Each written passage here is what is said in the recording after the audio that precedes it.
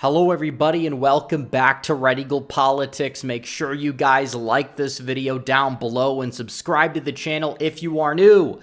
So we just got another senator because Mitt Romney has announced his plan to retire. He's gone. Mitt Romney is done. He's not running for re-election. We talked about how it might be an uphill battle to primary him, given how Utah does its primaries, given how many Democrats typically vote in Republican primaries in the state to subvert, but it doesn't matter. Mitt Romney is done. He is gone. He is retiring after the next election. He's not running for re-election. He's calling for a new generation beyond Biden and Trump, and he's trashing Biden.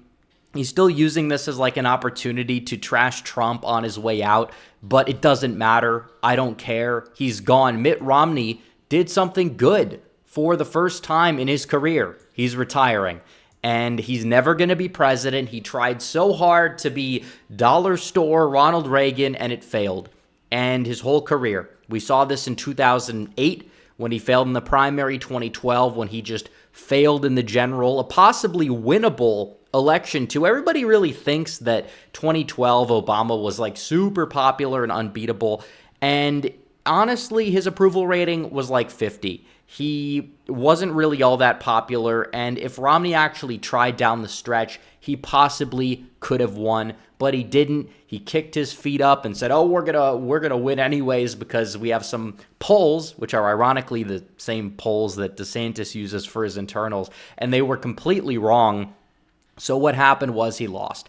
And he decided to have his consolation prize in 2018, becoming senator. Trump probably should not have endorsed him, but either way, he used that as an opportunity to stab Trump in the back at every single turn. I don't really believe he announced who he voted for in 2020, but probably it was Joe Biden. We know that.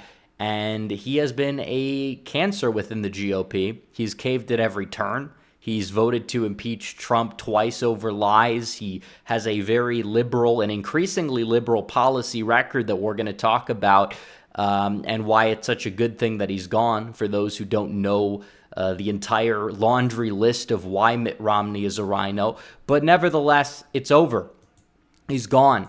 Now the field opens, so we just better hope that you don't get another Mitt Romney in there. Hopefully Becky Edwards doesn't run, and if she does, we need people to steer clear of her. We have a lot of solid conservatives that could be running, people like Trent Staggs, Jason Chaffetz, Sean Reyes, the Attorney General of Utah. You definitely have other people like Brad Wilson who are prominent, and then you also tend to have some more weak individuals like Blake Moore, or even worse, Becky Edwards, who potentially could throw their hat in the ring. So we got to be careful about how we navigate this. We don't need this primary where you have one RINO and then like three authentic conservatives, and they split the vote, and the liberals crossing over put the RINO over the top, and you get Mitt Romney 2.0, because you don't want that under any circumstance, because Mitt Romney 1.0 was bad enough.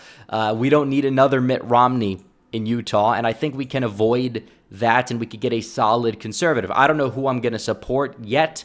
I like Staggs. I like Chaffetz. I like Sean Reyes. I like some of these people, but we really will make that determination when the campaign season ramps up, because we still are a little bit ways away from that taking place. But it's so good Mitt Romney's gone, because you look at his record, this guy is one of the biggest RINOs that we saw in the Senate, and he represents Utah. Because you could look at somebody like Susan Collins and say, okay, well, she's just as liberal as Romney, but she is a part of the state of Maine's delegation, and Maine is a fairly liberal state, and you could maybe excuse certain elements of the voting record because of that, but Romney is from Utah. Utah was the most Republican state in the nation in 2012. Partially, you may be able to thank Romney for that, but still, it votes Republican by 20 points or so. And that's with them not really being fond of Trump's personality with a lot of those Mormon voters there. But still, nevertheless, you look at Romney's history. He marched with BLM in 2020, supported and promoted their destructive lies that cost billions of dollars in property damage and dozens of lives during the summer of 2020. He didn't vote for Trump either time, which means he was comfortable with a Hillary Clinton victory in 2016 and a Biden victory in 2020. He joined Murkowski and Collins to vote to confirm Ketanji Brown Jackson, the far-left new Supreme Court justice that Biden put up there. On top of that, you have to realize that all of the justices that Trump put up, I think maybe Gorsuch had a couple of liberals join, or a couple of Democrats. I think Manchin may have voted for him, but when it came to Kavanaugh, you only had Manchin. When it came to Amy Coney Barrett, you had nobody. But Romney, he doesn't play the game of politics the way the left does. He plays the game of politics to cave to the left, despite being from a Republican plus 20 or so state. And he voted to impeach Trump. We know that. He voted against decreasing troops in Afghanistan. Full-blown neocon. He couldn't even keep his 2012 social conservatism that he ran on, as he voted to codify gay marriage into federal law recently. Voted for Biden's gun control bills. Voted for Biden's spending bills. Big neocon. He goes out there, talks about how it's important to throw all of this money and give these blank checks to Ukraine. Even Mike Lee doesn't do that. And there are criticisms of Mike Lee, but he's a lot better than Mitt Romney. He is a uniparty globalist as well. He's weak on trade historically, talks tough on China, doesn't really back it up. And Romney is weak on immigration, has a career C+ from Numbers USA, which is a 61% grade. Honestly, I don't know why that's not a D-. It should be. But Romney was somebody that a lot of people, even in 2012, said, oh, he'll be good on immigration if he becomes president. Look how he has been in the Senate. He has not been a conservative. You have these people that say, oh, well, he opposes Trump, so he's a principled conservative. And then you look at his record. He's not a conservative at all. He is a liberal Republican. He votes like he's from Massachusetts, which is where he was governor of. And he is an all-around loser. He lost in 2012.